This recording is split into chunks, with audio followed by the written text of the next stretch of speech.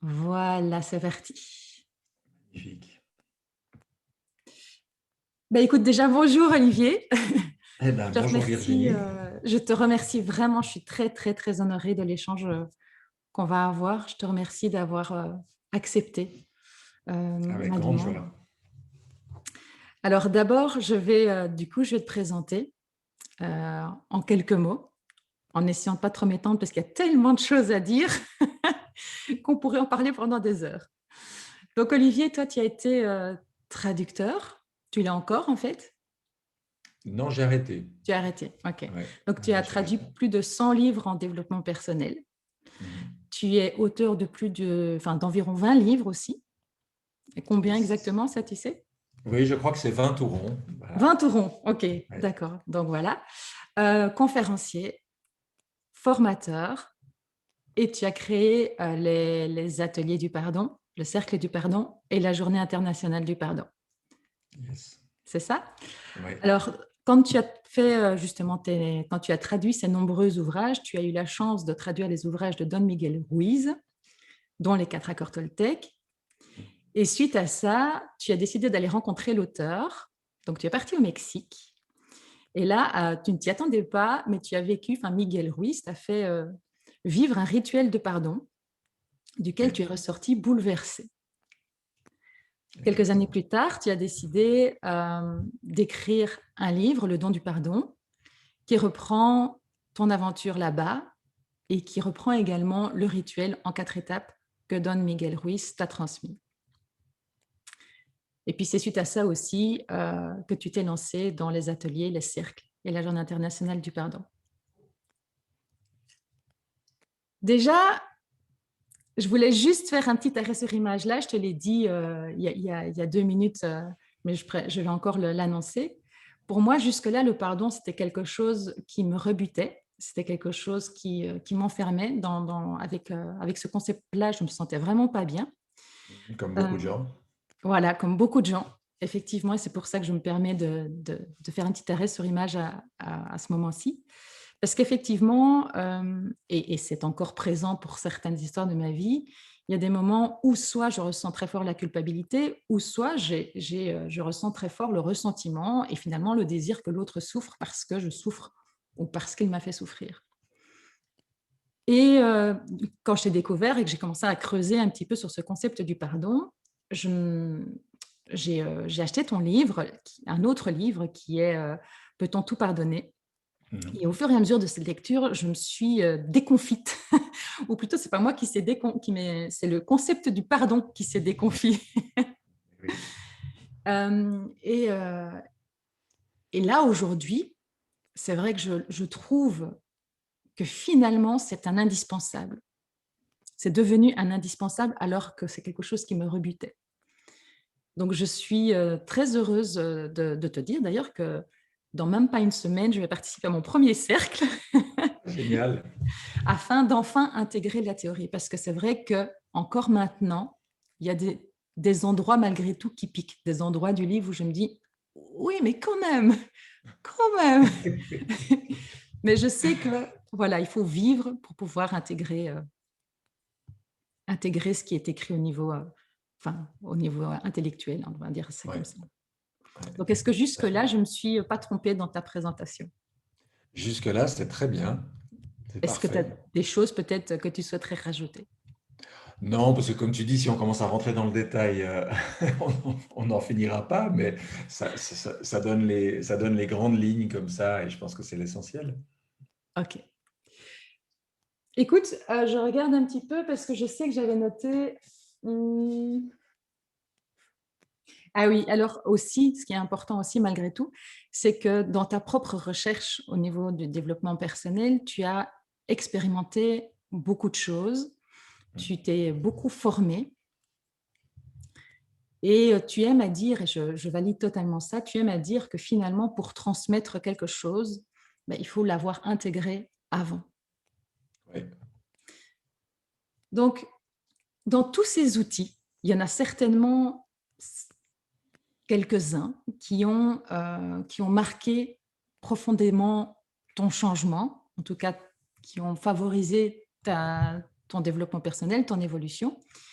Et je voudrais justement, si tu es OK avec ça, eh bien qu'on parle du Olivier d'avant et puis du Olivier de maintenant et puis de justement, tiens, ces outils, quels ont été ces outils qui réellement ont eu un impact dans ton changement?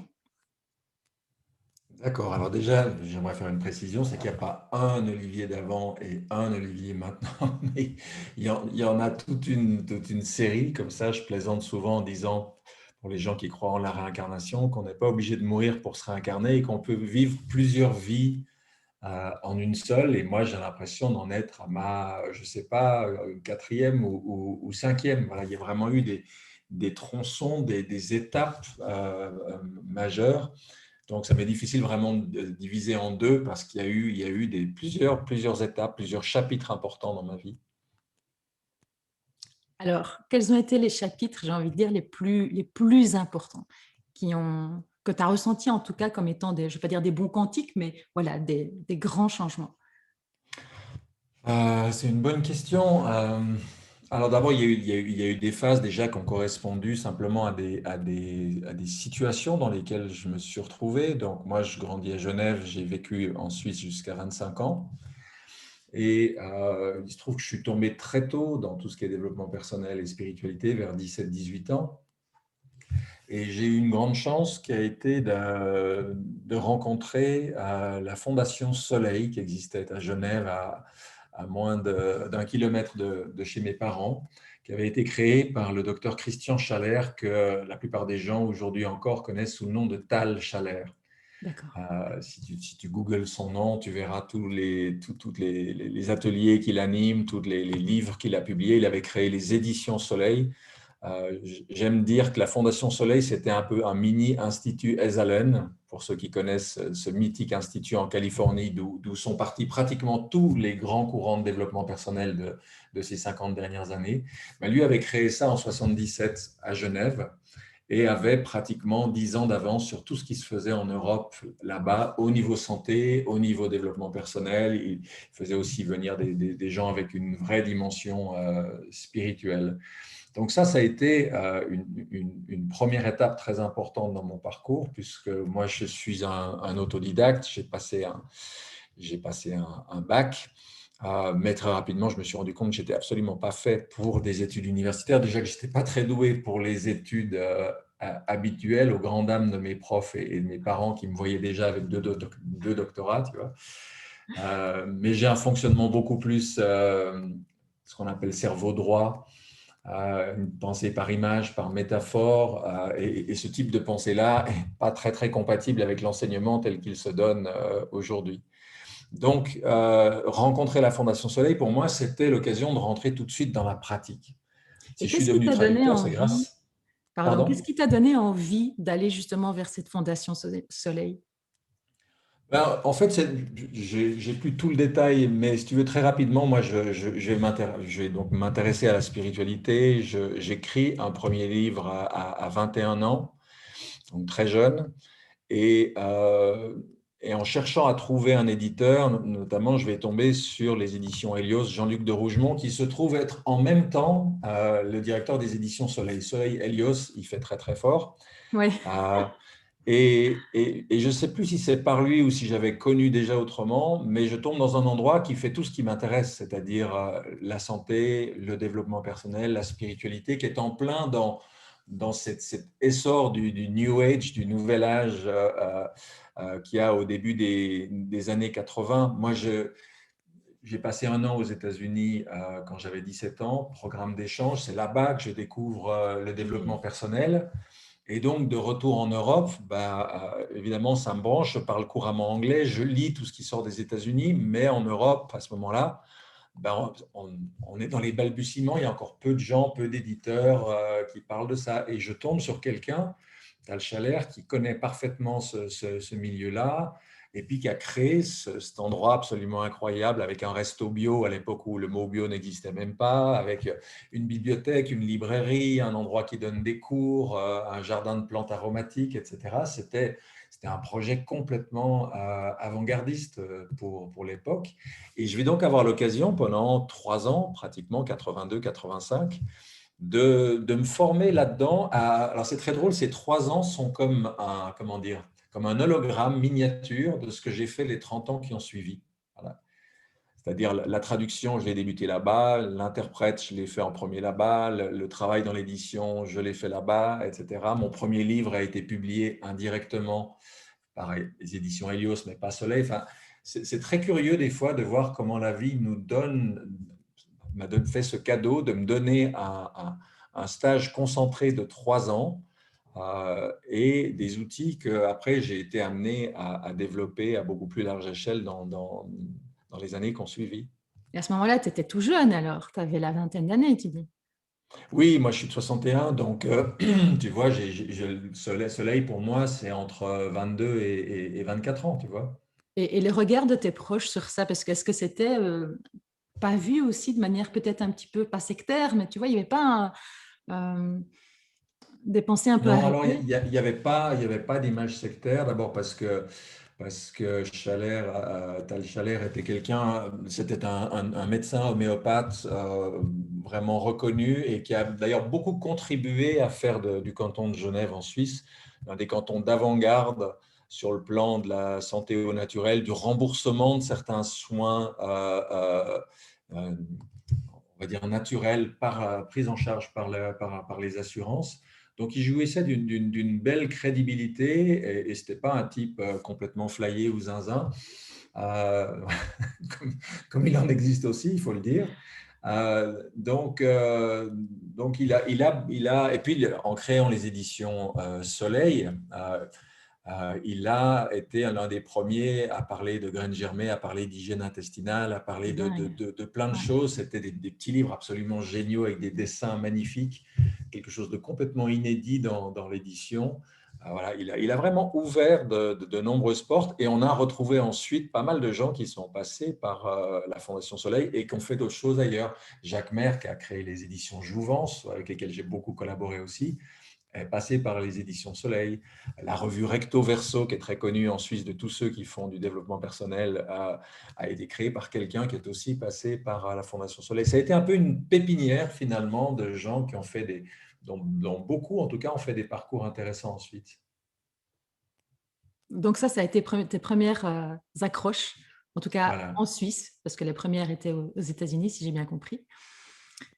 Et après ça, tu as fait quoi du coup, en sortant de ces 3 années parce que là, tu t'es nourri pour toi personnellement et tu as donc interprété déjà certains ouvrages. Pas Voilà, interprété, pardon, traduit. Ouais. traduit, excuse-moi. Alors, ce qu'il faut savoir, c'est qu'on a beaucoup parlé de développement personnel jusqu'ici, mais moi, ma passion première, c'est vraiment tout ce qui touche au spirituel. Voilà. Ok. Et donc, ma recherche première, elle est là-dedans.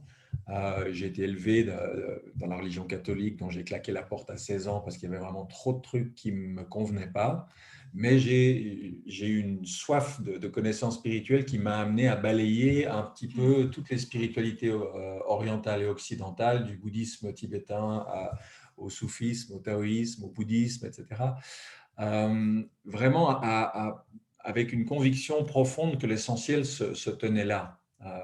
Pour moi, le développement personnel, il est venu en complément, mais l'essentiel de ma vie et de mon chemin se situe dans le cheminement spirituel. Donc, j'ai beaucoup cherché, après avoir quitté l'Église catholique, je suis allé m'initier à la méditation transcendantale dans les montagnes suisses, par exemple. Bon, j'ai pratiqué ça un temps, ça m'a apporté quelques bricoles, on va dire, mais c'était pas ma voie. Je suis parti à Toulouse m'initier à certaines pratiques du bouddhisme, bouddhisme tibétain, parce qu'il y a tout un cheminement dans la conscience qui me passionnait à l'époque. Et là aussi, j'ai rencontré des choses qui m'ont beaucoup touché et je reste avec un lien de cœur profond avec le bouddhisme. Mais en même temps, ce n'était pas ma voie. Et voilà, donc j'allais regarder à droite, à gauche, j'allais rencontrer Maharaji, le jeune, enfin il était plus si jeune que ça, mais je dis jeune parce que je devais avoir 13 ou 14 ans quand j'ai entendu parler de lui la première fois et qu'on voyait ce gamin euh, qui avait pas 20 ans et qui commençait déjà à donner des enseignements dans le monde entier. Donc, je l'ai rencontré aussi dans les années 80 et il m'a fait énormément rire. Il a un sens de l'humour absolument décapant, très drôle. Mais là aussi, je me disais, c'est pas ma voie. Et à force de chercher, j'ai fini par trouver un enseignement spirituel qui m'a profondément parlé parce qu'il me reliait à mes racines, on va dire, chrétiennes, christiques, mais en y apportant tout ce que je n'avais pas trouvé dans l'Église catholique, c'est-à-dire toute la dimension symbolique, quelque chose d'actuel, quelque chose pour aujourd'hui, pas pour il y a 500 ou 1000 ou 2000 ans, qui est l'enseignement de ce maître spirituel d'origine bulgare qui s'appelle Omram Mikhaël Ivanov. Et puis, cette rencontre m'a amené à passer ensuite 11 ans en France. C'est comme ça que je suis arrivé en France, dans une petite communauté qui avait décidé de partir de cet enseignement-là, mais pour l'appliquer vraiment dans du très concret. C'est-à-dire, il ne s'agissait pas d'aller méditer en haut des montagnes, il s'agissait de voir comment est-ce qu'on peut vivre des valeurs spirituelles tout en ayant des entreprises très concrètes, de laboratoires de produits naturels, une maison d'édition, un, un organe de presse, une société d'informatique, etc. Et donc ça a été pour moi une école, on va dire, de vie assez extraordinaire, à la fois au plan humain, parce que c'est pas n'importe quoi, hein. Aujourd'hui, tous ceux qui créent des éco-villages, des oasis en tout lieu, des habitats partagés, ben, découvrent ce que c'est que de vivre à plusieurs et de gérer à plusieurs des lieux, du terrain, peut-être des voitures, des outils, etc. Donc, grosse expérience de vie au plan humain, puis évidemment aussi au plan spirituel, parce que pour moi, la spiritualité, si elle n'est pas incarnée, je ne vois pas l'intérêt. Voilà. Ah oui, Donc, tout à fait. voilà. Donc moi, j'avais vraiment envie de pouvoir vivre les choses, c'est mon obsession depuis toujours. Et là, c'était l'occasion ben, de vivre une vie qui soit en accord avec ce à quoi j'aspirais. Alors Donc déjà, ça, là, il y c'était a... une deuxième incarnation, une deuxième tranche de vie. Alors, on peut dire 11 ans, c'est pas très long, mais Ah, quand même, vu hein. l'intensité de ce qu'on vivait là, je dis souvent en plaisantant qu'elle en pèse 30 dans ma mémoire, hein, parce que on était jeunes, on était hyper motivés, qu'on bossait du matin au soir et la moitié de la nuit, que les week-ends et les vacances, les premières années, ça n'existait pas, etc. Et tout était amplifié par l'intensité de ce vécu. Et quand tu dis que tu bossais, c'est que tu bossais à ce moment-là pour toi ou pour la communauté dans laquelle tu vivais? Ah non, on avait, comme je te disais, on a créé plusieurs entreprises. Donc moi, j'ai Au beaucoup sein même travaillé de la dans la communauté. maison d'édition et dans la maison de presse qu'on avait créée. C'est là où je suis devenu journaliste. J'étais rédacteur en chef d'un magazine branché justement santé, écologie, etc. Donc oui, on avait créé au fur et à mesure nos propres entreprises. Déjà là, dans cette partie de vie-là, moi, je retiens une pépite vachement importante à mes yeux, qui est celle que tu t'es cherchée. Je veux dire, tu n'es pas tombé comme ça, tu t'es pas orienté dans une seule voie spirituelle en te disant c'est celle-là, c'est certain. Ben non, tu as vraiment testé plusieurs choses avant de trouver celle qui te convenait. Et pour moi, ça, je trouve déjà que c'est une pépite vachement intéressante parce que ça serait un leurre de croire que finalement, dès qu'on ouvre la porte à quelque chose, ça nous convient. Et qu'en plus, les diverses voies que tu as prises ben, t'ont probablement enrichi d'une certaine manière, que ce soit la voie bouddhiste ou la voie de la méditation transcendantale, etc. Voilà, ça t'a aussi enrichi malgré tout avant de trouver ce qui te convient le plus, quoi. Donc ça, c'est déjà pour moi une pépite vachement importante que tu viens de soulever dans ce que tu as raconté. Oui, et alors c'est chouette que tu relèves ça, et j'ai envie d'ajouter surtout que je suis resté ouvert, tu vois, parce que le risque, c'est qu'à un moment, tu dis, ça y est, j'ai trouvé la vérité, et puis du coup, tu te fermes à tout le reste. Et l'image qui me vient, si tu veux, c'est qu'il y a un temps pour papillonner, il y a un temps pour aller chercher à droite, à gauche, tester ci et ça, mais le risque, c'est un moment que si je creuse 100 puits d'1 mètre, je vais jamais trouver d'eau. À un moment, il faut dire, là, ce sol, ce terrain, ça me paraît bien, et là, je vais vraiment creuser. Et là, je vais creuser 1 mètre, 10 mètres, 50 mètres s'il faut, et je vais finir par trouver l'eau. Donc, il y a un moment où il me semble indispensable d'approfondir une voie, d'approfondir une méthode, d'approfondir un outil, parce que ce que je vois, c'est que tous les gens qui ont fait ça, que ce soit avec les arts martiaux, avec la CNV, avec le coaching ou avec autre chose, qui ont vraiment approfondi quelque chose, à un moment, ils se sont trouvés là-dedans. À un moment, ils ont dépassé les limites de l'outil ou de la voie particulière qu'ils ont choisi. Donc moi, à la fois, j'ai creusé effectivement un enseignement, une voie qui me parlait, mais je suis resté d'un éclectisme fini, sans quoi je n'aurais pas rencontré un Miguel Ruiz quelques années plus tard, parce que je serais resté avec des œillères en me disant non, non, la vérité, elle est juste là et elle n'est pas ailleurs. Aussi, tu as dit, donc pendant tes 11 années de ton première partie de vie, où tu es resté dans cette communauté, quelque part que tu mettais en pratique, que c'était beau la théorie, mais que tu mettais en pratique. Concrètement, comment tu mettais en pratique les enseignements que tu recevais alors?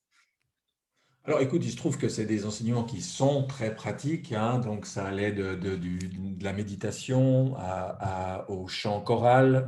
Moi, je suis pianiste, je suis musicien depuis très longtemps, donc dans ce cadre-là, j'ai dirigé une chorale à 4 voix pendant quelques années, et le chant, ça peut être une pratique spirituelle absolument magnifique. Il y a tellement de chants sacrés, et ce qu'on vit à chanter ensemble est quelque chose, enfin moi, qui me touche profondément. Et d'ailleurs, je pense qu'une des raisons qui m'a d'ailleurs fait avoir comment dire, une telle adhésion à cette voie spirituelle en particulier, c'était la dimension du chant et la dimension de la musique. Je me rappelle la première fois que je suis allé dans un lieu où j'ai entendu les personnes qui étaient là chanter ces chants. Waouh, je me suis dit. Pff. Et d'ailleurs, des fois, euh, il y a une telle parano par rapport aux sectes que ben, forcément des gens disaient ah ouais mais ta communauté c'est pas une secte, et puis le, le, le, le, le maître spirituel là c'est pas un gourou, etc. Et j'avais tellement pas envie d'argumenter là-dessus que je disais non mais juste écoutez les chants, quoi. Écoutez ces chants, puis demandez-vous vraiment si quelqu'un de tordu dans sa tête est capable de composer une musique pareille. Voilà, pour moi, l'argumentation, elle s'arrêtait là. Il y a quelque chose de tellement lumineux, tellement inspiré, tellement beau. Donc le chant, voilà, il y avait le chant, il y avait la méditation. Mais après, ce qui m'intéressait, c'est que par rapport à la religion où j'étais, où en gros, on allait 1 heure à la messe le dimanche et basta, moi, ce qui m'intéresse, et ça va être d'ailleurs le thème des prochains livres que je vais publier, soit encore cette année, soit début d'année prochaine, c'est comment faire en sorte d'incarner le spirituel dans le quotidien. Ah oui. C'est-à-dire dans ton regard, c'est-à-dire dans ta façon de parler, c'est-à-dire dans la manière dont tu bouges les objets, dont tu ouvres et fermes les portes, dont tu t'occupes de tout. Il n'y a pas un moment important parce que je suis à la messe, à l'église, à la mosquée, je suis en train de méditer en haut de l'Himalaya, puis un moment pas important parce que je suis en train de faire la vaisselle, tu vois. C'est-à-dire que pour moi, cette spiritualité dissociée, elle ne m'intéresse pas. Pour moi, tout est spirituel, la vie est spirituelle. Donc la spiritualité, elle englobe tout. Et ce qui m'intéressait, ce qui me parle moi, ce que j'ai vécu, ce que j'ai appris et ce que j'aspire à transmettre aujourd'hui, c'est comment on peut infuser une conscience d'amour, une conscience vivante dans tout ce qu'on fait. Tu vois. Des choses les plus prosaïques au reste. Alors ça, c'est énorme, quoi. Et donc ça va être le sujet de ton prochain livre, en tout cas de tes prochains livres. Ah, ça, c'est énorme parce que je trouve que c'est pas évident justement de ramener tout un concept fort subtil, fort spirituel. C'est quand même, il n'y a pas de matière, c'est quelque chose de subtil à quelque chose de concret. Et ça, ça j'ai hâte, franchement, j'ai hâte de découvrir ce bouquin-là, le prochain qui va sortir. C'est quelque chose qui m'intéresse. Ben, moi, j'ai hâte de le partager parce que je dis souvent que l'édition est un milieu un peu lent. C'est-à-dire, j'ai travaillé dans la presse et comme je dis toujours, si ça s'appelle la presse, c'est qu'on est tout le temps pressé. Excellent.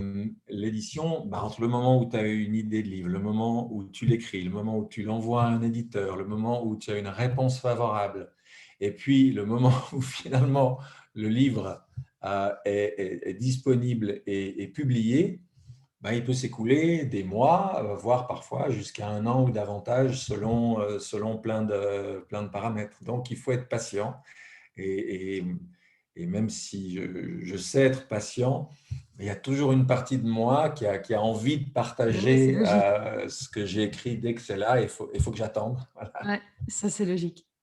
Du coup, de cette première période de vie, quelle est vraiment, tu as beaucoup parlé de musique, et petite parenthèse, je t'ai entendu jouer du piano dans le cercle des diamants que j'ai regardé. Ah oui, Tu avais joué une musique, alors c'était euh, Aïnodi. ouais, de Einaudi, de son film, même, ou pas spécialement. Non, non, non, tu sais, il a composé énormément de Ouais, choses beaucoup. et moi j'aime Ouais, beaucoup ces compositeurs minimalistes qui font des choses inspirantes avec très très peu ouais, de ouais, moyens, une structure musicale très simple. Donc j'ai joué un morceau ouais. de lui que j'aime bien. Et c'était magnifiquement joué d'ailleurs. Donc voilà. Donc, qu'est-ce que tu retiens de cette première période de ta vie alors, qui encore aujourd'hui est fort présent? Alors beaucoup, beaucoup de choses parce que comme je disais, ça m'a permis vraiment d'acquérir un certain nombre de,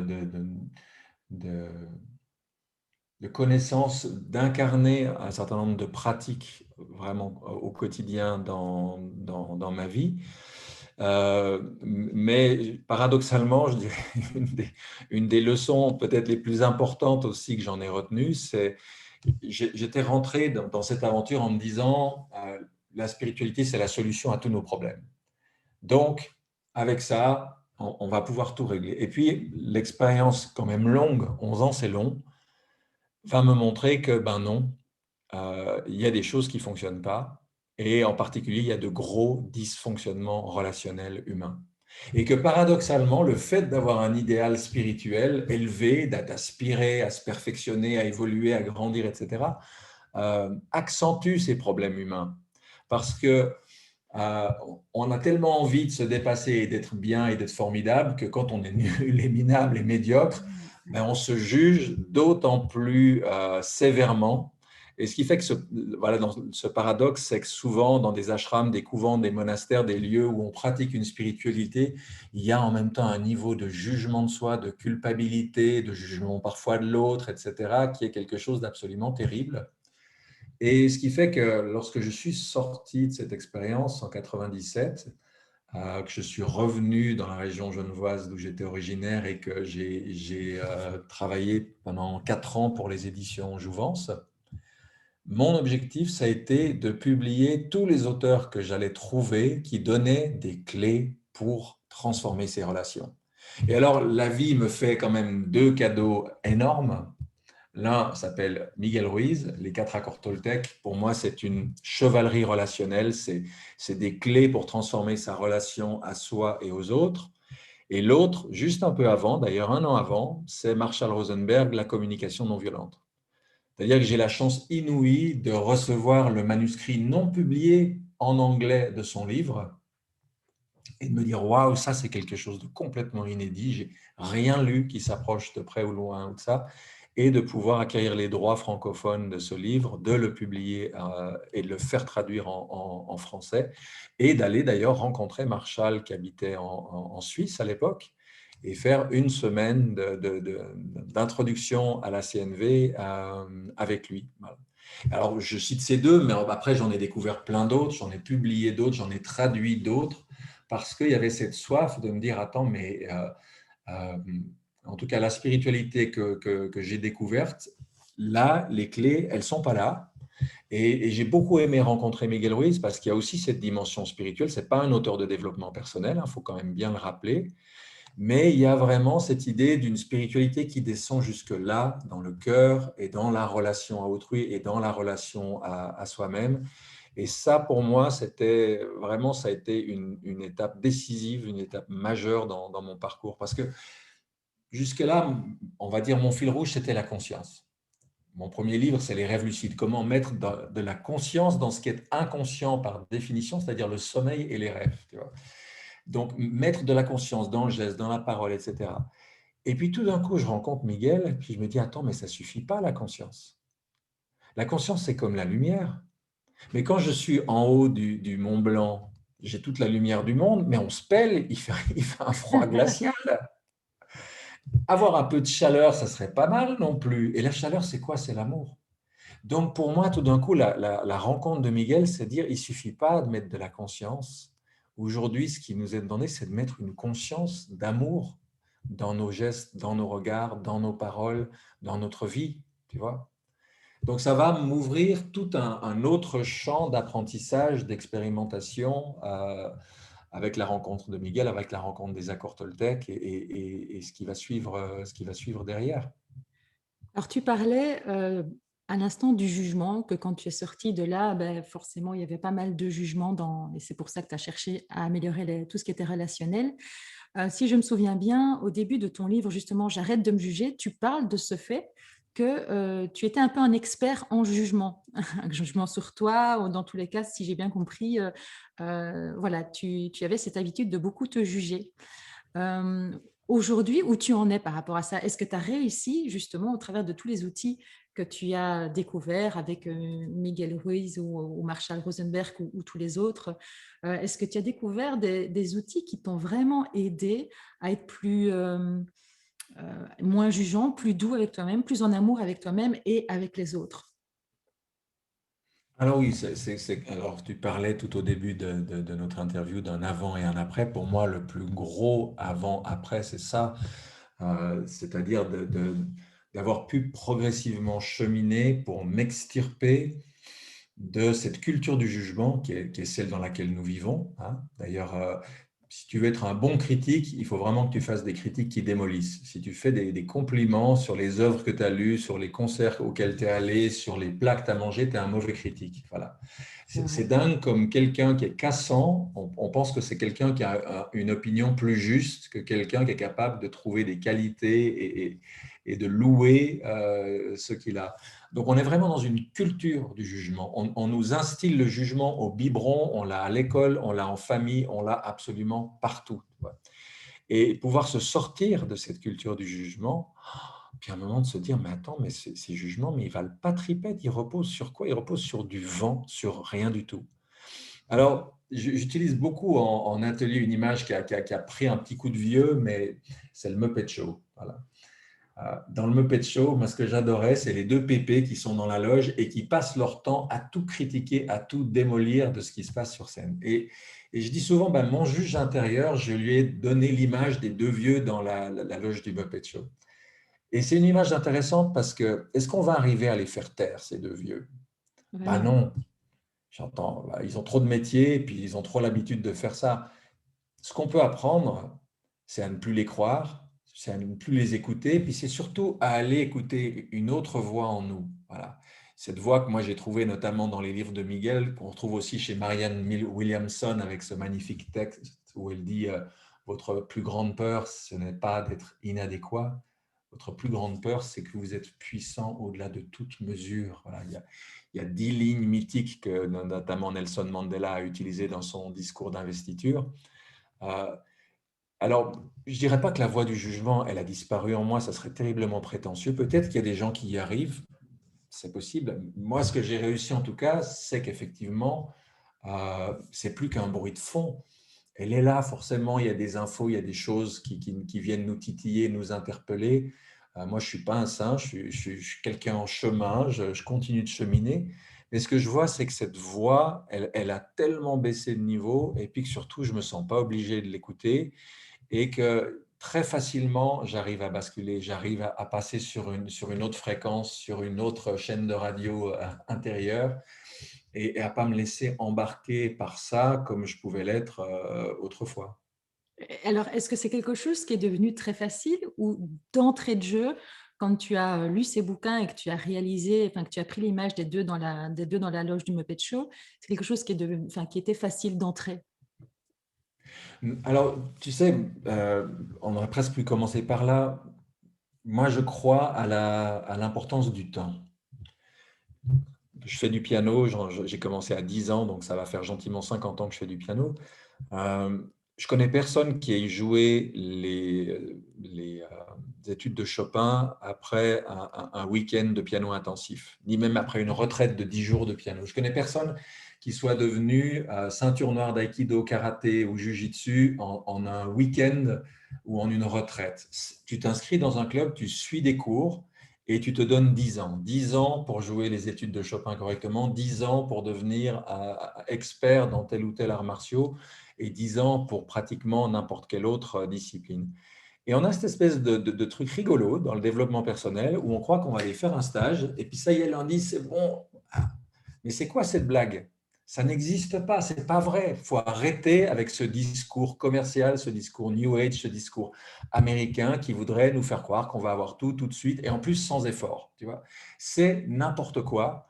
Et sincèrement, avec un recul de 40 ans aujourd'hui, je peux te dire, je n'ai rencontré personne de chez personne pour qui ça se soit passé comme ça. Les gens que je connais aujourd'hui et qui ont fait un beau chemin, bah, ça fait 10 ans, 20 ans, 30 ans qu'ils sont dans une voie, qu'ils sont dans un travail intérieur. Et il y a une phrase que je cite tout le temps, parce qu'elle est magnifique, qui dit « Le temps ne respecte pas ce qui se fait sans lui ». Ça veut dire quoi? Ça veut dire que le feu de paille, bien sûr, il fait « Waouh, ça brûle, c'est spectaculaire ». Ça dure quoi? 2 minutes, et puis il ne reste rien. Voilà. Ce qu'on acquiert rapidement disparaît rapidement. Ce qu'on a acquis patiemment, ce qu'on a construit patiemment à l'intérieur de soi dure. C'est l'histoire des trois petits cochons. Tu peux construire ta petite truc avec de la paille en 1 heure. Tu peux construire ta maison avec quelques branches en une demi-journée, ou tu construis ta maison avec des pierres, avec du ciment, et tu y mettras peut-être plusieurs semaines. Mais ensuite, il peut souffler tous les vents que tu veux, ça tiendra, tu vois. Ouais, ouais. Et je pense qu'il faut vraiment se réconcilier avec Chronos, avec Saturne, avec le dieu du temps, et se dire, OK, je démarre aujourd'hui quelque chose. Voilà, je me projette dans 5 ans ou dans 10 ans, je ne me projette pas l'été prochain, je ne me projette pas dans 1 an. Oui, je vais commencer à voir des petites améliorations, des petits trucs qui commencent à bouger et à changer.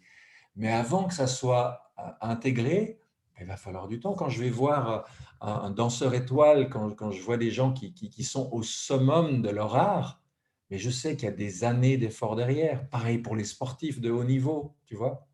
Donc, je pense qu'il faut vraiment changer notre mentalité par rapport à ça en disant, là, on touche à ce qu'il y a de plus important dans une vie humaine.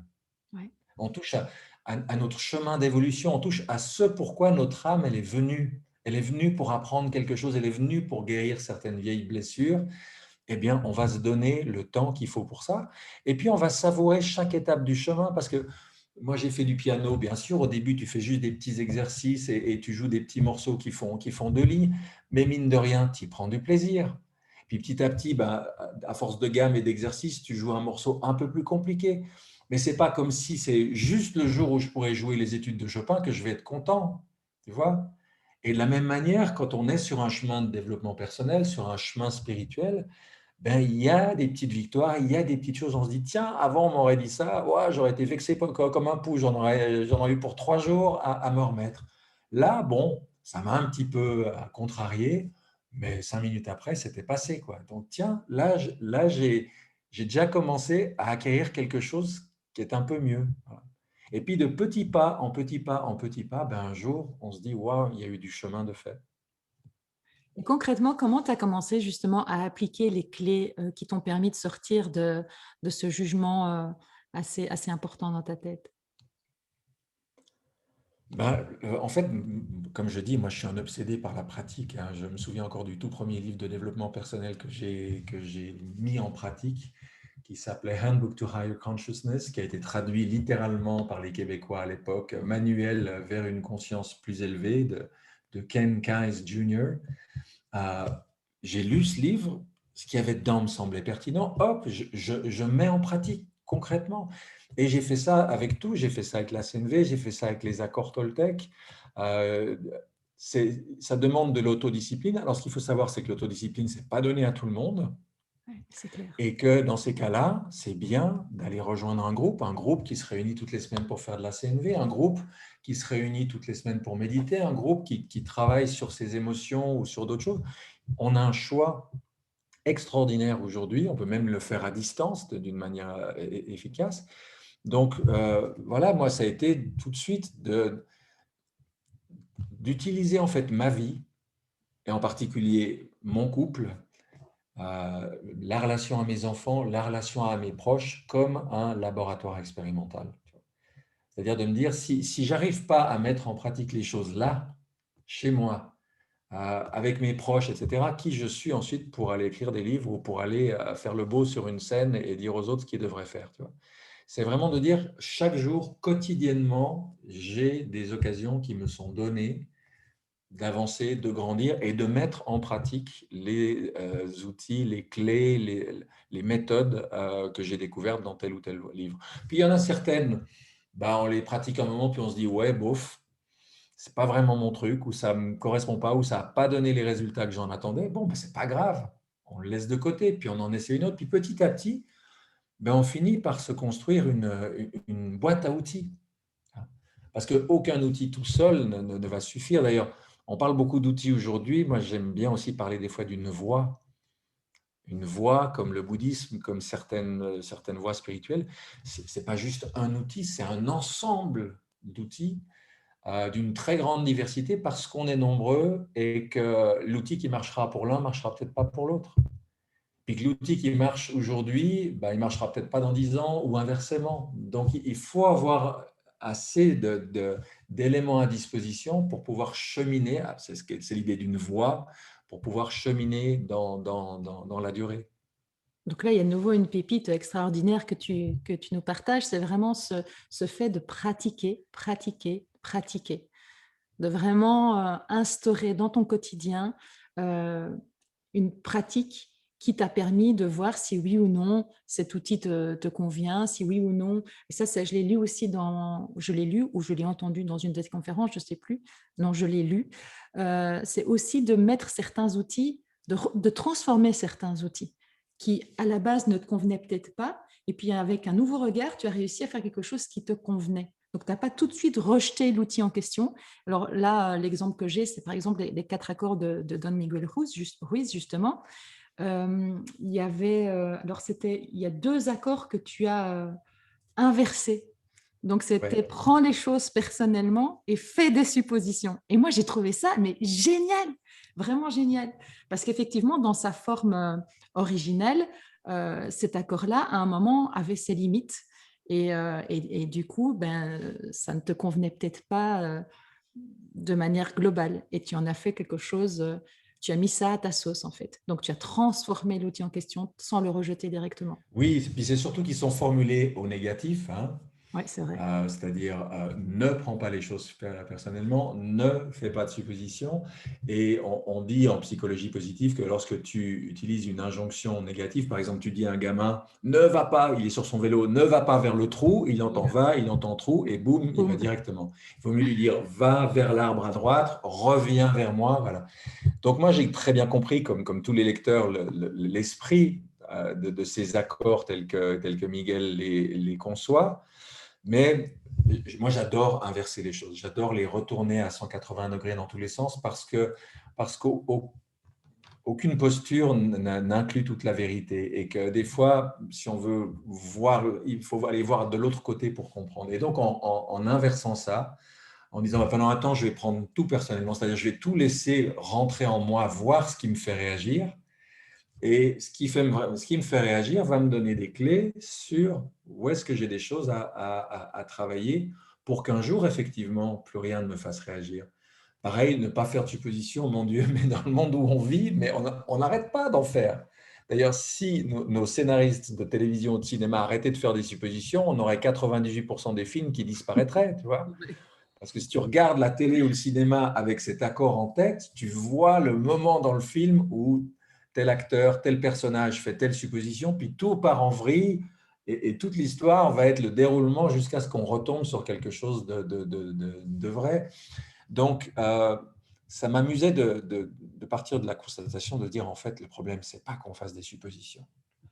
Le problème, c'est qu'on en fait une seule et qu'on croit qu'elle est vraie. Donc, du coup, il y a une illusion, c'est de se dire l'intention que je prête à l'autre, ce que je suppose de lui ou d'elle, c'est vrai. Mais dès que je fais 2 suppositions ou dès que j'en fais 3, je sais que je suis en train de supposer. Et donc, j'évite de me piéger moi-même. Et donc, paradoxalement, en tout cas pour quelqu'un comme moi, après, c'est des histoires de sensibilité individuelle, mais je sais que ce renversement d'accord Toltec, comme je l'ai appelé par clin d'œil musical, ce renversement d'accord a aidé énormément de gens Ah qui ont oui. pris l'habitude de faire ce que je dis, c'est-à-dire la supposition de départ en général, elle est plutôt négative. La deuxième, je me force à en trouver une positive. Puis la troisième, parce que moi j'ai un grand sens de l'humour, j'en trouve une complètement déjantée, loufoque. Et ce pli-là devient comme une seconde nature et évite de se faire piéger par ses propres suppositions. Ah, mais moi, ça m'a donné un éclairage incroyable. C'est vraiment. Et en plus, ce qui est interdit, en général, on va vers ce qui est interdit. Plus on interdit quelque chose, plus on a envie d'y aller. Et quand effectivement on dit ne fais pas de suppositions, ben, comme tu dis déjà, c'est impossible. Donc, en plus, ça peut ramener un regard critique sur soi-même en disant, ben voilà, j'ai fait une supposition, c'est pas bien, blablabla. Bla, bla, bla. Et donc, ça, enfin, je trouve que c'est relativement enfermant. Or, la manière dont tu l'as présenté, ben justement, amuse-toi, fais des suppositions, mais n'en fais pas qu'une, fais-en plein. Bah oui, ça ouvre et ça, je trouve, allège aussi mentalement la charge qu'on pourrait, en plus de ça, se mettre sur la tête d'en avoir fait, quoi.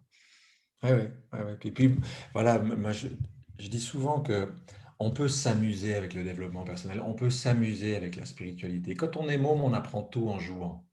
Puis Ouais. un jour, tout devient terriblement sérieux. Mais c'est quoi ce travail?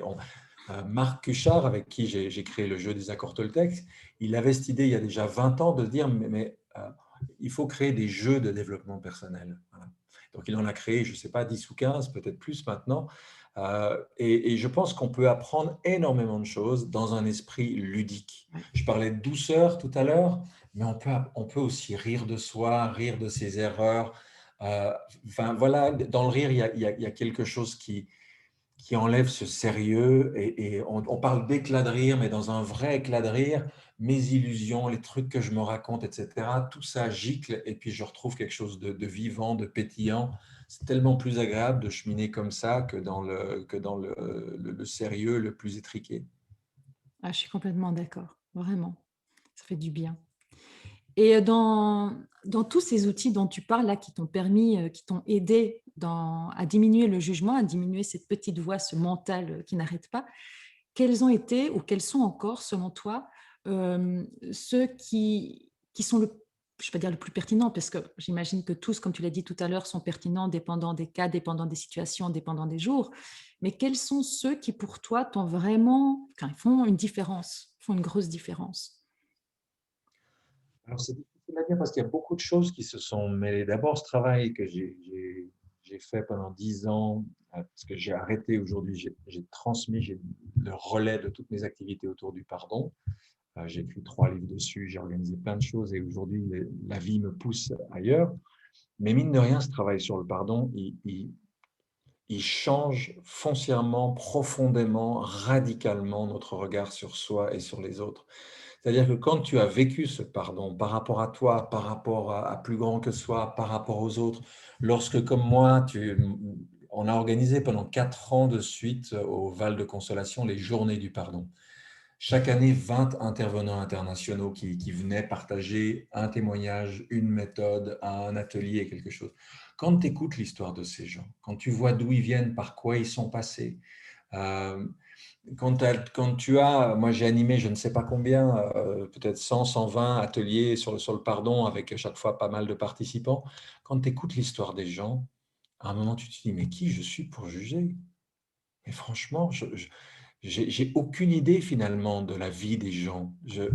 Et si j'avais vécu leur vie, quand Goldman chante si j'étais né en 17 à Leidenstadt, mais c'est tellement profond cette idée-là, c'est de se dire, mais on a la prétention de se dire, si j'étais lui, si j'étais elle, jamais j'aurais dit ça, jamais j'aurais fait ça. Mais qu'est-ce qu'on en sait? Est-ce qu'on est même sûr qu'à sa place, on n'aurait pas fait pire? Est-ce qu'on aurait fait au moins aussi bien? Tu vois? Euh, Mon épouse est graphologue, tu vois. Et puis moi, je suis passionné par l'astrologie. Quand tu regardes l'écriture de quelqu'un, quand tu regardes son thème de naissance, quand tu vois de quoi partent les gens, avec quelle carte dans le jeu ils sont venus jouer cette partie dans le monde. Mais à un moment, des fois, mais tout s'inverse. Tu te dis, purée, mais d'avoir réussi à faire ce qu'ils ont fait avec ce qu'ils avaient au départ, ben, respect, comme on dit aujourd'hui, tu vois. Donc, ces 10 années de parcours, au bout d'un moment, tu laisses tomber de plus en plus, de plus en plus. Le jugement, tu laisses tomber ces grandes projections qui diabolisent des gens, qui prêtent toutes sortes d'intentions à toutes sortes de gens. Tu dis, mais attends, mais je ne les connais pas, ces gens, je ne les ai pas rencontrés. Voilà. Je connais une image déformée par les médias. Déjà, je ne connais même pas vraiment les gens qui sont juste autour de moi, alors des gens qui sont juste dans les journaux, à la télévision, ailleurs, mais qui je suis pour les juger. Alors, ça ne veut pas dire de devenir béni oui-oui, nunuche, etc. On peut, on peut être attaché à certaines valeurs, on peut défendre certaines idées, mais on peut le faire sans diaboliser l'autre. On peut combattre les idées de quelqu'un sans dire cet être est un monstre, un salaud, un nazi ou que sais-je, tu vois. Donc, on peut garder toute la fermeté. C'est ce qu'a fait un Gandhi. Gandhi, il était droit, il était ferme, il était puissant en dépit de la non-violence. Il a montré un exemple formidable, comme l'a montré Mandela aussi à sa façon. Mais ce n'étaient pas des mous, c'était des gens qui n'étaient pas dans le jugement, mais qui défendaient des choses qui avaient besoin d'être défendues, mais dans le respect de l'autre et dans le respect de quelque chose qui unit et non pas qui condamne, qui divise et qui fragmente. Et d'ailleurs, à ce propos, dans ton livre Peut-on tout pardonner, et tu as nourri ce livre avec une tonne de témoignages, notamment qui vient de Forgiveness Foundation. Et Mhm. j'avoue que moi, j'ai eu à plusieurs fois mais les poils, quoi, tellement je me fais, mais c'est incroyable ces histoires de vie qui sont, enfin, qui sont inspirantes à souhait et qui Ouais. justement invitent à juste lâcher effectivement le jugement, lâcher les considérations, lâcher je pense que à cause de cette personne est comme ça, blablabla, de lâcher tout ça parce qu'effectivement, on n'a pas les chaussures de l'autre, on ne connaît rien de la vie de l'autre, quoi. Est-ce que, en faisant ce travail de pardon, tu as développé plus de bienveillance par rapport à toi également? J'entends que par rapport aux autres, forcément, ça a beaucoup aidé. Est-ce que par rapport à toi, à moins que tu étais peut-être déjà ultra bienveillant par rapport à toi? C'est possible, hein? Non, non, non, comme je te le disais, non, non, moi j'étais pas du tout ultra bienveillant par rapport à moi. Euh, et, et, et ce chemin, justement, ce qu'il y a de beau, c'est qu'il va dans les deux sens. C'est-à-dire que plus j'arrive à faire preuve vraiment d'amour de soi, de respect de soi, d'estime de soi. Et plus, par extension, je vais faire pareil avec les autres. Et plus j'arrive à le faire avec les autres, plus j'arrive à le faire avec moi. Il y a toujours un effet miroir. Et, et, et moi, d'ailleurs, ce qui me touche beaucoup, c'est que durant ces 10 ans de cheminement dans le pardon, je dirais que j'ai croisé parmi les gens les plus extraordinaires que la vie m'ait donné de rencontrer. Parce que les gens qui ont fait ce travail de guérison intérieure, le pardon, c'est juste un chemin vers l'amour. Le pardon, je dis, c'est la cicatrisation des blessures du cœur. Est-ce que je veux passer ma vie entière avec le cœur, avec des kystes, des plaies à vif, etc. Ou est-ce que je veux à un moment avoir un cœur guéri qui va pouvoir aimer normalement? Une fois qu'on a compris ça, on se dit, mais si je veux vraiment vivre cette vie d'amour inconditionnel dont on nous parle tant, ben, il n'y a pas photo, va falloir que je m'occupe de cette guérison du cœur. Et ce qui est très important aussi, et j'ai beaucoup insisté là-dessus dans mes livres et dans mes ateliers, c'est que je ne suis pas pour un pardon victime, pas pour un pardon martyr, pas pour un pardon paillasson. On peut faire ce travail de guérison du cœur et savoir dire non, savoir dire stop, savoir dire ça je prends pas. On peut poser des limites, mais les poser avec du cœur, par respect de soi, en disant ben, telle personne, telle chose, non, je ne vais pas laisser rentrer ça dans ma vie parce que ce n'est pas respectueux et que je m'aime assez pour ne pas laisser piétiner mes plates-bandes par n'importe qui. Et moi, ça, c'est quelque chose ce qui m'a énormément aidée. Quand j'ai lu ça dans tes bouquins, donc ce que le pardon n'était pas au final, ça Ouais. m'a vraiment, vraiment permis de me sentir plus à l'aise avec ce concept du pardon. Bien Oui, qu'aujourd'hui, ça fait voilà, partie des choses qu'il fallait vraiment vraiment, réajuster ouais. en disant on n'en est pas là aujourd'hui. Ce n'est pas ça que veulent les gens. C'est pas juste par rapport à où on en est, même en tant qu'humanité dans notre chemin aujourd'hui. Il fallait qu'on développe cet amour, il fallait qu'on développe cette charité, il fallait qu'on développe ce message christique de l'ère des poissons. Aujourd'hui, on est en train de passer à une autre ère. Il y a d'autres leçons à apprendre et on peut garder le cœur, la quintessence de ce message-là, qui est ce message de compassion et de pardon, mais on peut aussi y intégrer le respect de soi, on peut y intégrer une notion de justice, de justesse, parce que c'est vraiment ce que demande l'époque et que ne pas le faire aujourd'hui, ça ne serait pas juste, ça ne serait pas conforme à vers où Ouais. on doit aller. Et donc le travail du pardon que tu as fait pendant 10 ans t'a permis de t'apporter plus d'amour alors, entre autres? Ah oui, clairement, clairement, parce que j'ai tellement creusé et approfondi ce sillon, je n'avais jamais imaginé. D'abord, bon, je n'avais jamais imaginé que je consacrais 10 ans de ma vie au pardon, ça c'est la première chose. Et puis, on n'imagine pas quand on commence à creuser un sujet, comment on va en découvrir des degrés de profondeur, de finesse, de nuances qui vont tellement l'enrichir. C'est pour ça que moi, j'insiste en disant aux gens, mais quoi que ce soit qui vous passionne, à un moment, creusez, Ouais, approfondissez. c'est ce que tu disais J'ai tout à offert l'heure. un jour un livre à un ami qui s'appelle Nourrir ses démons, qui est écrit par une nonne tibétaine américaine qui s'est inspirée d'une pratique tibétaine du XIe siècle, je crois. Nourrir ses démons. Déjà, rien que l'idée est super jolie parce que nous, on croit qu'il faut combattre ces démons, tu vois. Et quand j'ai lu ce livre, ce qui m'a le plus plu, ce n'est pas la pratique particulière, moi j'avais déjà mes outils, mais j'ai vu comment cette femme a fait le même chemin que moi avec cet outil-là. Moi j'ai fait ce chemin en creusant, en approfondissant le pardon. Elle l'a fait à travers nourrir ses démons. Et c'est ça que j'ai trouvé génial, c'est de voir que dès voilà, dès qu'on ronge un os, dès qu'on creuse quelque chose, eh bien, il y a des niveaux de compréhension qui viennent auxquels on n'accédera pas. Sinon, c'est pas pour rien qu'il y a des gens qui étudient l'évangile de Jean pendant un an ou qui se réunissent autour de tel texte sacré ou de telle pratique. Parce que on sait que creuser, approfondir va nous donner ça. Alors que, à l'inverse, on peut. Si tu vas dans une librairie aujourd'hui, tu as envie d'acheter 20 bouquins, tu vois, tu as envie de. Ah oui, puis celui-là. Bon, le risque, c'est un moment de rester en surface. Et il y a un moment pour ça, comme je disais au début, il y a un moment pour un certain tourisme spirituel, hein, ou comme disait un de mes amis, pour faire de l'ésotourisme. Excellent. Voilà. Et puis il y a un moment pour se poser, puis se dire, voilà, c'est là que je vais m'installer. C'est là que et là, il se passe autre chose. Ouais, ça, c'est magique aussi, quoi. Et donc là, on revient à cette pratique régulière et il y a ce puits que tu as creusé et qui t'a permis finalement de, comment dire, d'avancer dans ta deuxième partie de vie. Alors, on peut dire ça comme ça. Tu as eu la première partie Euh, très spirituelle, puis la deuxième partie de vie dans laquelle il y a eu beaucoup d'amour dans les relations par rapport aux autres et dans la relation par rapport à toi.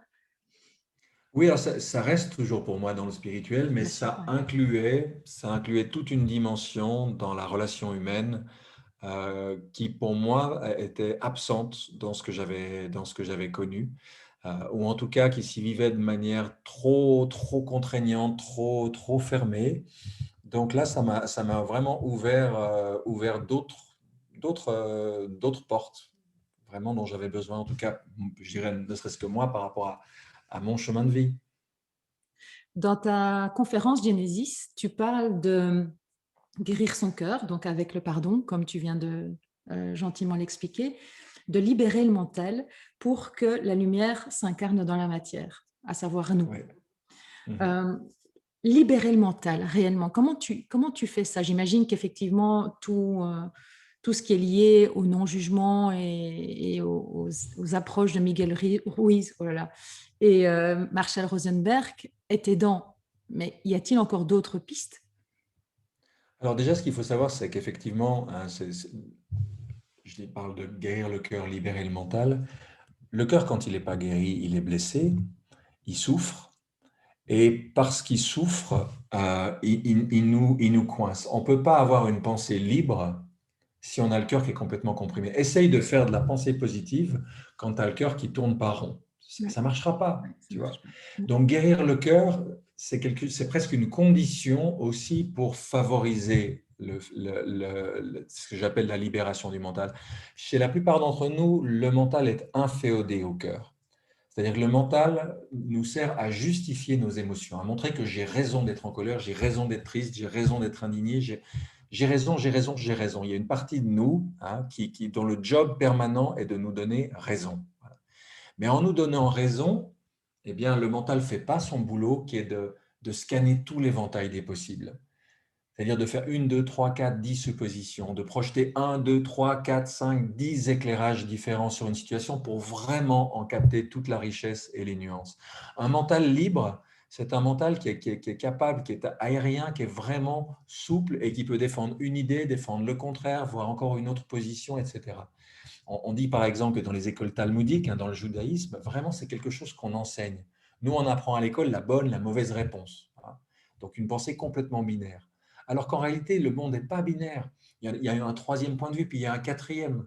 Et donc un mental libre, il est capable d'écouter une pluralité d'opinions différentes, sans que tout de suite le cœur dise « Ah non, mais c'est lui qui a raison, puis c'est lui qui a tort. » Voilà. Et donc ce travail-là, c'est ce qui va petit à petit nous donner cette liberté intérieure que beaucoup d'entre nous s'imaginent avoir, mais c'est une pure illusion. Parce que tant que le cœur n'est pas guéri, il détermine tellement, tellement de nos choix, de ce qu'on aime, de ce qu'on n'aime pas, de ce qu'on veut, de ce qu'on ne veut pas, de ce qu'on croit, de ce qu'on ne croit pas. Et donc, à mesure que le cœur se guérit, à mesure, alors il y a des exercices très rigolos, moi j'en ai donné dans plusieurs de mes livres, dans J'arrête de juger, dans Mettre de l'ordre en soi, c'est-à-dire de prendre systématiquement l'habitude, face à n'importe quelle question, de développer 2 ou 3 points de vue, 2 ou 3 regards différents. Se dire qu'un seul regard, c'est comme si je braque un spot sur ce micro, paf, je vais avoir une ombre ici. Si je veux pas d'ombre, il faut minimum un deuxième spot, voire un troisième, un quatrième. Donc, dès que je braque un seul éclairage mental sur un sujet, je crée forcément une ombre de l'autre côté. Je passe à côté de quelque chose. Donc, cette capacité de jongler, dont les sophistes dans la Grèce antique étaient les maîtres, c'est quelque chose d'indispensable. Ce qui nous empêche d'avoir cette vraie liberté mentale, c'est nos attaches. Et les attaches, ça vient du cœur. Et donc, plus on guérit le cœur, plus le mental se libère, et plus le mental se libère, et moins le cœur va se limiter à quelque chose de précis. Et là, il y a quelque chose qui permet effectivement, comme tu disais, à l'esprit de se refléter dans le corps, à la lumière du soleil, de venir féconder notre terre, tandis que voilà, le cœur et le mental, c'est l'eau et l'air. L'eau et l'air ensemble, ça fait des nuages, ça fait de la brume, ça fait une couche, comme il y a en ce moment dans mon ciel ici, où le soleil ne brille pas beaucoup. Et on sait bien comment on se sent quand il y a plein soleil ou quand c'est le brouillard et qu'il y a une couche de nuages pas possible. Et ça, c'est magique aussi. Donc là, c'est la pluralité finalement des angles que tu offres sur une situation, voire même à tes croyances quelque part, quoi, qui te permettent de te libérer le mental. Mais en premier, le cœur. Vraiment, c'est la guérison du cœur qui est utile en premier. Là, j'ai envie de te poser une question. Est-ce que tu penses qu'on a tous la capacité d'accéder à cette liberté de penser, enfin, liberté de penser, oui, liberté mentale et à cette guérison du cœur? Est-ce que tu crois qu'on a tous cette capacité? Peu importe notre vécu, peu importe voilà, notre religion, peu importe…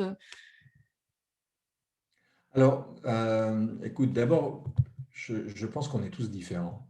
Je pense qu'on a tous des choses qui nous sont très faciles et des choses qui sont très, très compliquées. Mais je suis quelqu'un qui croit foncièrement, mais vraiment foncièrement à une chose, c'est à l'éducation. Et quand je parle d'éducation, je parle de ce que j'appelle l'éducation intégrale, dont malheureusement l'éducation nationale ou l'instruction publique en Suisse ou son équivalent en Belgique sont très, très, très loin. C'est-à-dire une éducation qui intègre le corps, le cœur, le mental et le spirituel. On peut apprendre la géographie, les maths, le français, l'histoire, très bien. Mais on peut apprendre les compétences relationnelles. Ça s'apprend. On peut apprendre la santé. Tal Schaller, dont je parlais au début, le docteur Christian Schaller à l'époque, le slogan de la Fondation Soleil, c'était « La santé, ça s'apprend ». Mais oui, ça s'apprend. Moi, ça me désole dans la situation que nous vivons aujourd'hui de voir qu'on est au niveau zéro de la prévention. Zéro. Il n'y a aucune éducation qui est faite de dire aux gens qu'est-ce qu'il faut faire ou ne pas faire pour élever son immunité, pour la renforcer, pour être en meilleure santé. On attend tout de l'extérieur. C'est terrible ça. La santé, ça s'apprend. Les relations humaines, comment gérer les conflits, comment arriver à se libérer des trucs qui nous mettent le cœur à l'envers, ça s'apprend. Et ça s'apprend aussi facilement ou difficilement que les maths ou la physique. Il y a des gens à l'école, c'est trop fastoche, ils ont des super notes dans toutes les branches, et il y a des gens qui vont galérer jusqu'au bac. Ouais. Mais ils y arriveront quand même au bac, ils n'auront peut-être pas mention très bien, mais ils l'auront. Eh bien, si on décide demain d'enseigner les branches relationnelles, émotionnelles ou physiques, sanitaires, ben, il y aura de très bons élèves là-dedans, qui ne seront peut-être pas les mêmes que ceux qui ont des super notes en maths, n'est-ce pas? Et puis, il y en a d'autres qui seront peut-être moins bons, mais au moins, ils auront appris les bases. Tu te rends compte combien de gens on a aujourd'hui à la tête d'entreprises, à la tête de ministères, etc., qui sont de brillants intellectuels avec zéro compétence humaine, zéro compétence relationnelle, et qui s'étonnent ensuite que leurs idées passent pas, qui suscitent des levées de boucliers, etc. On est des handicapés émotionnels, on est des handicapés relationnels avec une éducation qui ne se consacre qu'à ça, qu'à la tête, qu'au savoir, alors qu'en réalité, on devrait faire l'inverse. Petite anecdote, un de mes grands amis a été pendant 20 ans manager chez Bull, la grosse société d'informatique française. Et il avait pour tâche notamment de sélectionner des programmeurs. Donc pendant des années, il a cherché les meilleurs programmeurs. Et ensuite, quand ils travaillaient dans la boîte, la grosse difficulté, c'est que ces gens avaient souvent des compétences relationnelles qui étaient proches de zéro, et donc toutes sortes de conflits, de tensions avec les autres programmeurs, avec l'équipe, et la boîte perdait un temps fou à essayer de régler ça. Et un jour, ils ont basculé. Ils ont dit, on va d'abord sélectionner des gens qui ont des vraies compétences humaines, qui savent travailler en équipe, qui s'entendent bien avec les autres. Et c'est 100 fois plus facile d'apprendre l'informatique à quelqu'un avec des bonnes compétences relationnelles que d'apprendre les compétences relationnelles à quelqu'un qui a passé toute sa vie à fonctionner dans le mental. Tu vois. Et je dis la même chose pour l'école. Quand tu as 18-20 ans, si tu es bien construit, et si tu cherches des connaissances sur tel ou tel sujet, on a tout en ligne, on a tout dans les livres, on a tout partout. Tu peux acquérir le savoir, les connaissances dont tu as besoin en très peu de temps. Mais par contre, les compétences relationnelles, humaines, émotionnelles, ça, il faudrait les apprendre depuis tout petit, depuis la maternelle, ensuite au primaire, ensuite au collège, ensuite au lycée. Ça devrait être la base parce que c'est ça qui nous fera vivre un jour dans une société qui sera sortie de la violence, du conflit. Parce qu'on peut parler MeToo, on peut parler balance ton porc, on peut parler inceste, on peut parler pédophilie, on peut parler tout ça. Mais si on continue d'envoyer nos gamins à l'école pour qu'on s'occupe que de là et qu'on leur donne rien pour gérer leurs émotions, pour gérer leurs blessures, pour gérer leurs relations, eh bien, ces choses-là vont se perpétuer demain. Il y a vraiment un basculement de paradigme éducatif qui doit se faire en se disant, mais au fond, rien n'est plus important que de créer les citoyens de demain et que ces citoyens soient bien dans leur peau, soient bien avec les autres, soient bien avec les personnes différentes, handicapées, étrangères, tout ce que tu veux, soient bien avec les animaux, avec la nature, avec l'écologie, parce que s'ils ne sont pas bien, ben, tout ce qu'ils feront, leur couple, leur travail, leur ministère s'ils en ont un, leurs entreprises s'ils en dirigent une, vont pâtir de leurs difficultés intérieures. Alors, la bonne nouvelle, c'est que comme tu l'as dit, ça s'apprend. Oui, ça s'apprend. Et ça, Ça c'est quand même une s'apprend. bonne nouvelle. Ça veut dire que quelque part, pour les personnes qui souhaitent, parce que comme pour les maths, etc., je pense qu'il faut aussi de la bonne volonté, il faut vouloir le faire, il faut voir le sens qu'il y a derrière. Il y a un engagement finalement dans un apprentissage, ça débute par un engagement. Ça veut dire qu'aujourd'hui, peu importe la blessure de la personne, la situation qu'elle a vécue, la religion, même peu importe l'éducation qu'elle a reçue, à partir du moment où elle désire aller vers plus d'épanouissement, la bonne nouvelle, c'est que ça s'apprend et Oui. qu'elle peut décider d'y aller. Et après, même si c'est difficile au départ, avec de la pratique, comme tu l'as beaucoup insisté aussi dessus, elle peut arriver à aller vers plus d'épanouissement, à guérir son cœur, à libérer son mental et à se sentir beaucoup plus alignée avec qui elle est, quoi. Donc ça, c'est aussi la Oui, bonne je nouvelle. te demande juste une pause d'une seconde, mais je crois que vraiment il manque de lumière. Le ciel s'est beaucoup couvert. Vas-y, J'allume la lumière principale. c'est mieux. Quand même, quand on s'appelle Claire, il faut être un peu dans la lumière, non? C'est vrai. C'est bien mieux. Mais bien sûr que tout s'apprend, mais je soulignerai quand même une chose, c'est que plus on apprend certaines choses tôt, Ouais. et plus elles s'inscrivent profondément en nous. Plus on les apprend tard, c'est vrai. plus on a développé des habitudes, des rigidités, des résistances, des freins. Regarde, l'apprentissage des langues. Moi, je suis parti 3 fois en Allemagne entre 14 et 16 ans. Je parlais couramment allemand. Je suis parti 1 an aux États-Unis. Je suis revenu, je parlais couramment anglais. Essayer d'apprendre une langue à 30 ou 40 ans, on se rend compte que c'est quand même beaucoup Galère, moins facile. c'est vrai. Donc, si on prenait le temps de donner, de transmettre ces outils de façon pratique, de façon ludique, de façon sympa, avec les enfants depuis tout petit, mais on leur ferait gagner mais un temps infini. C'est toute leur vie. Et donc, c'est tout l'avenir du pays, l'avenir de la société qui est transformé avec ça. Mais quelque part, tu as contribué à ça au travers de bouquins que tu as écrits pour les enfants. Alors oui, c'est rigolo ça, je n'avais jamais imaginé ça, c'est vraiment un espèce de clin d'œil, de gag de la vie qui fait de moi depuis... écoute, ça faisait 2 ans avant-hier, tu vois, ça fait 2 ans avant-hier qu'est paru mon premier livre pour enfants, alors que j'ai passé 20 ans à dire je ne suis pas auteur pour enfants.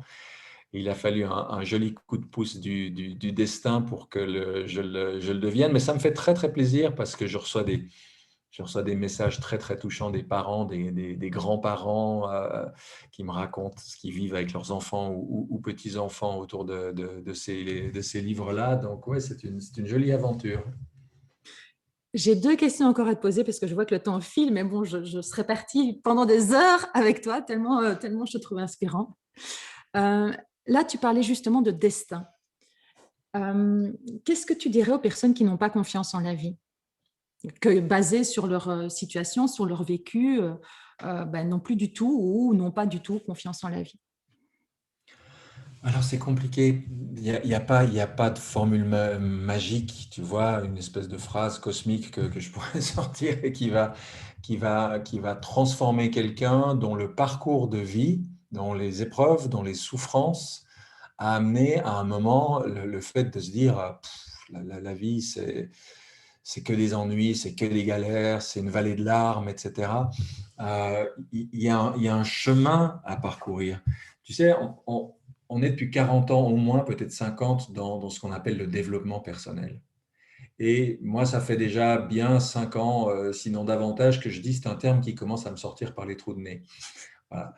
Parce que aujourd'hui, il faut parler de développement relationnel, il faut parler de développement collectif. Bien sûr qu'il y a un chemin individuel à faire, mais on dit que tout seul, on va plus vite, mais qu'ensemble, on va plus loin.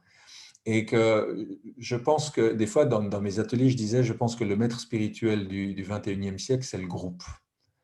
Dans un groupe, on apprend des choses sur soi, sur les autres, on grandit, on avance de manière magnifique. Et je pense que plus les gens vont retrouver le travail en groupe, le travail en clan, en tribu, en sangha, plus ça sera possible d'avancer. Quelqu'un qui arrive avec ce que tu dis là, qui a plus confiance en la vie, euh, de changer tout seul ou simplement en lisant des bouquins, ça me semble pas très réaliste, tu vois. Il y a un cheminement. Alors, bien sûr, il y a des psys, il y a des thérapeutes, mais je crois beaucoup à ce qui est en train d'émerger, les habitats partagés, les écolieux, cette envie tout d'un coup qu'on a de revivre des choses euh, ensemble, de multiples façons, parce que quelque chose comme ça va se faire progressivement. C'est un accompagnement, tu vois, qui va aider progressivement quelqu'un à découvrir une marge de liberté intérieure qu'elle ne suspectait pas,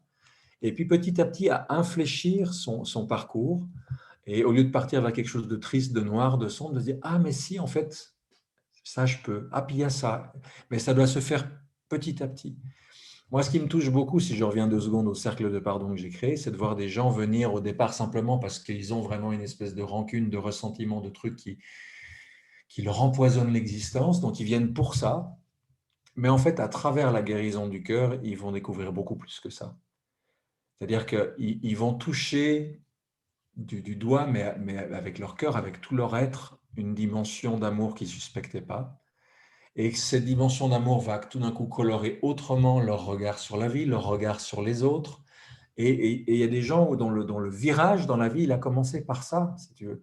Quand tu portes un sac de 3 tonnes de ressentiment, de frustration, de colère, de non-dit, etc., t'imagines, chaque pas que tu fais, il te coûte énormément. Le jour où tu arrives à poser ce sac à terre, le jour où tu arrives à guérir ton cœur et où tu arrives à te soulager, ben, tout d'un coup, tu marches d'un pas plus léger et puis tu as envie de marcher avec d'autres et pas tout seul. Les choses se transforment. Donc, l'important, c'est de donner aux gens des occasions de vivre des expériences différentes.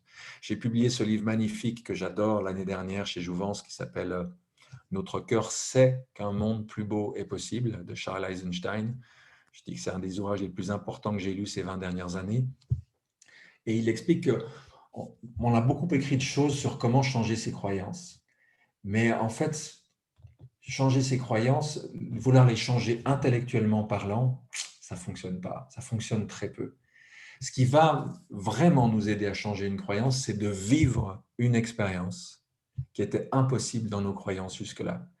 Si tu vis une NDE, tout d'un coup, tu vis quelque chose qui vient remettre tout ce que tu croyais jusque-là en question. Tu vois. Donc, c'est en donnant aux gens l'occasion de vivre une expérience inédite, nouvelle, que tu vas les aider à transformer leurs croyances.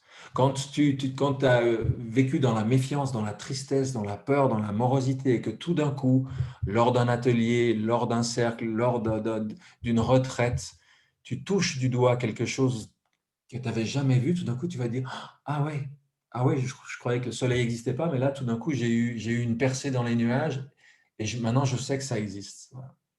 Et pour Donc, relier, est-ce que il faut ça. Il faut donner cette occasion, faut multiplier les lieux, les occasions de faire vivre quelque chose aux gens qui va les transformer.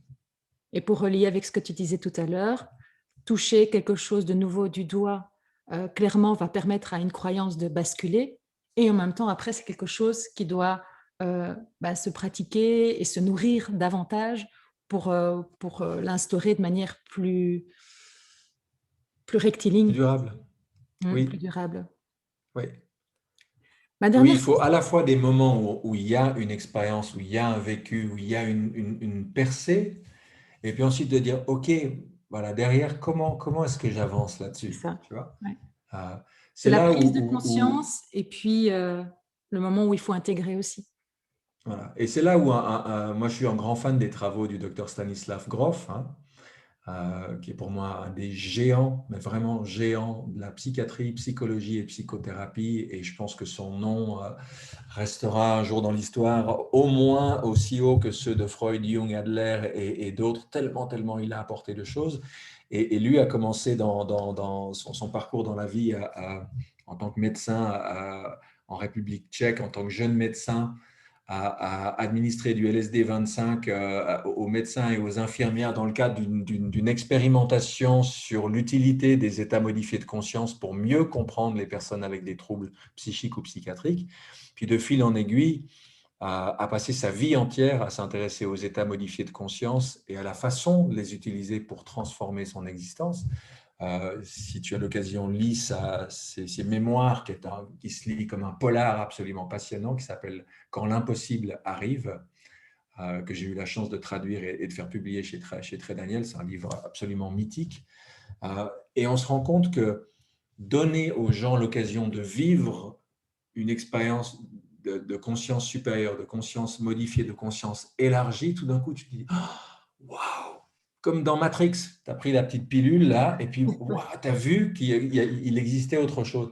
Mais derrière, ok, maintenant je chemine, maintenant je prends une pratique, maintenant je me donne une autodiscipline, quelque chose, parce qu'il ne suffit pas d'avoir une expérience en état modifié de conscience, c'est de se dire comment est-ce que je vais progressivement, de jour en jour, élever ce niveau de C'est ça. conscience-là, ce qui fait qu'un jour, ce que j'ai entrevu comme ça sera acquis. Là, on m'a pris en hélicoptère, on m'a amené en haut de l'Everest. On m'a fait traverser la couche de nuages. Waouh, spectacle incroyable. On me ramène au camp de base. Maintenant, tu prends les bâtons, tu prends le sac à dos, tu prends les chaussures, tu prends le matos, et puis tu y vas et tu grimpes. Ça prendra le temps que ça prendra, mais un jour, tu y retourneras par tes propres moyens sans l'hélico. Et ce qui est bien, c'est que comme on a une connaissance de l'objectif, comme on a déjà un vécu de l'objectif, on a cette envie d'y aller, la volonté est beaucoup plus présente que si on ne sait pas réellement capter ce qu'il y a au-dessus. Voilà, ou si on se fie simplement à ceux qui y sont allés, Oui, ouais, mais si ça se trouve, ils racontent des conneries, de toute façon, ça n'existe pas, etc., etc. Une fois que ça s'est inscrit en toi, une fois qu'on t'en a donné un avant-goût, ben derrière, la motivation à retrouver ça par tes propres moyens, elle est décuplée. Donc, une des clés que tu nous donnes, c'est vraiment d'aller faire des expériences, notamment au travers du groupe, et ensuite de cheminer pour arriver à faire de cette expérience quelque chose de beaucoup plus durable. Exactement. Yes. Ma dernière question, elle est relative à une question que j'ai posée à ma communauté. J'ai demandé c'est quoi le bonheur pour eux. Et bon, il y a eu plusieurs réponses, mais un fil rouge assez interpellant qui finalement se résume à le bonheur, c'est profiter de chaque instant. Et forcément, la difficulté est également de profiter de chaque instant. Comment toi, tu pourrais, enfin, est-ce qu'il y a une clé, une piste, ou comment est-ce qu'on pourrait faire là aujourd'hui pour avoir plus de facilité à être ancré dans le moment présent, plutôt que justement à nouveau hein, être dans notre tête à ah mon Dieu hier j'ai oublié de faire ci, demain je dois faire ça, oh là là, etc., etc.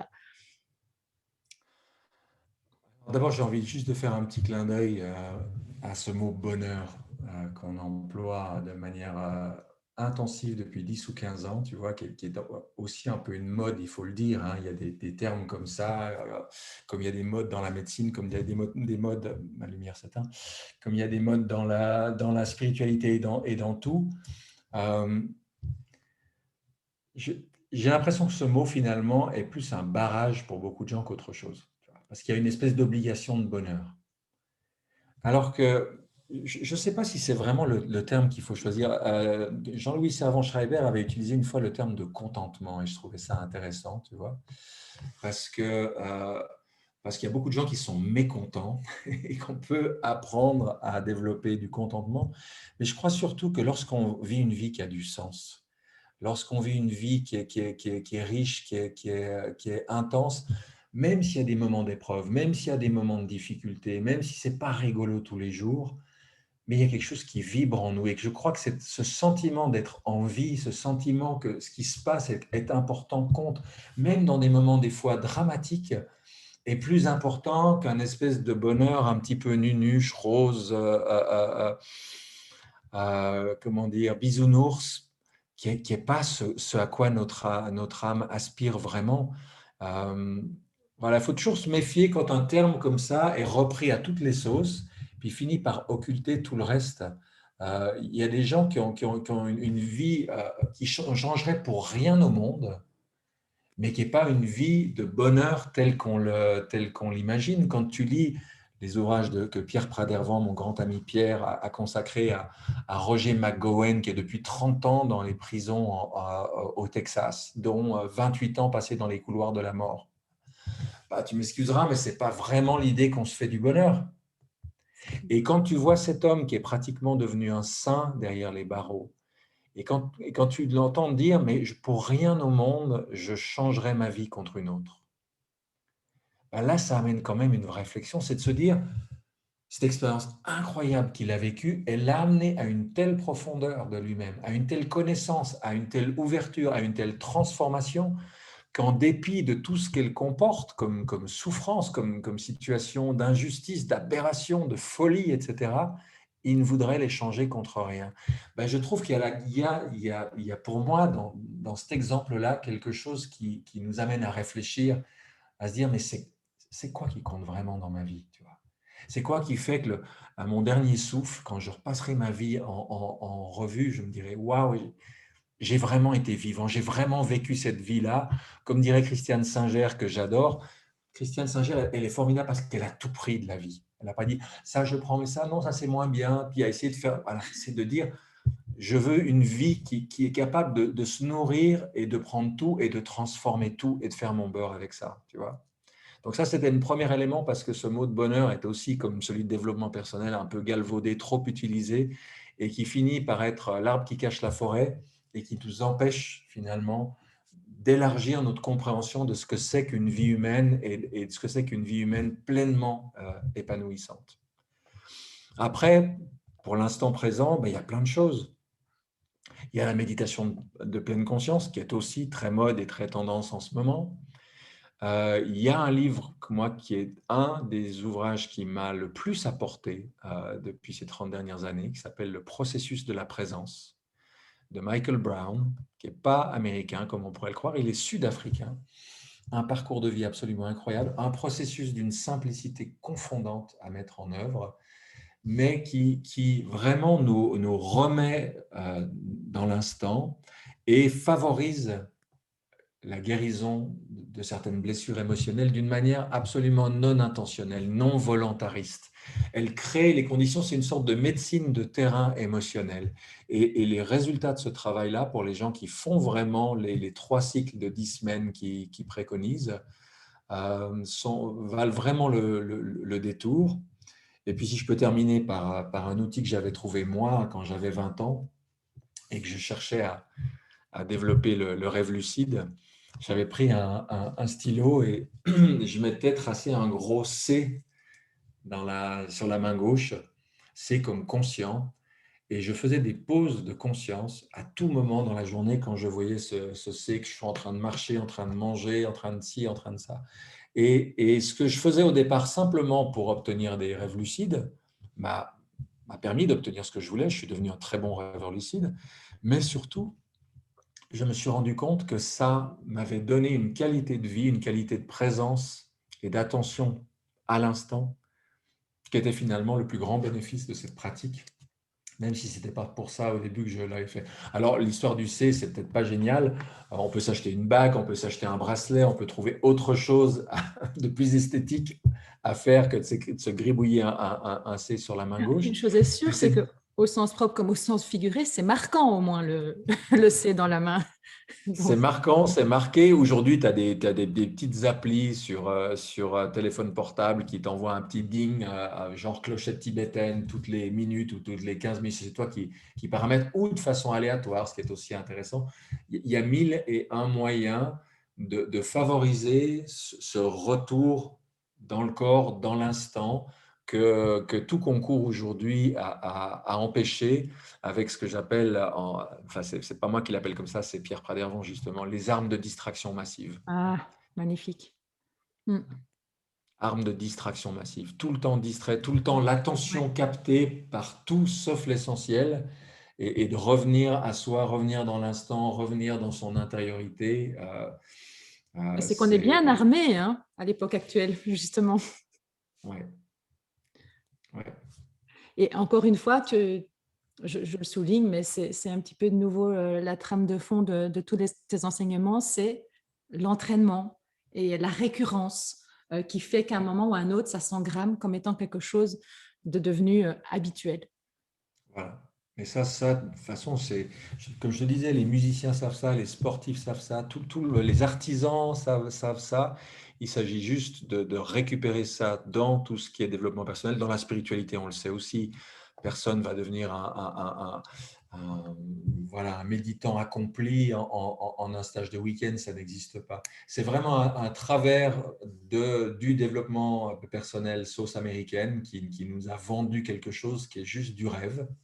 Alors, commercialement, c'est certainement très intéressant, mais avec le risque de complètement désillusionner les gens qui s'attendaient à ce que tout ait changé en claquant des doigts, alors qu'il s'agit de leur dire, mais engagez-vous sur un chemin qui vous correspond et ayez l'assurance que progressivement, ce chemin-là va porter des fruits en vous, mais qui seront solides, durables, que rien ni personne ne va vous prendre. Et si vous croyez en la réincarnation, sachez que ça sera le bagage avec lequel vous repartirez et qui Ouais. sera votre héritage pour la vie suivante.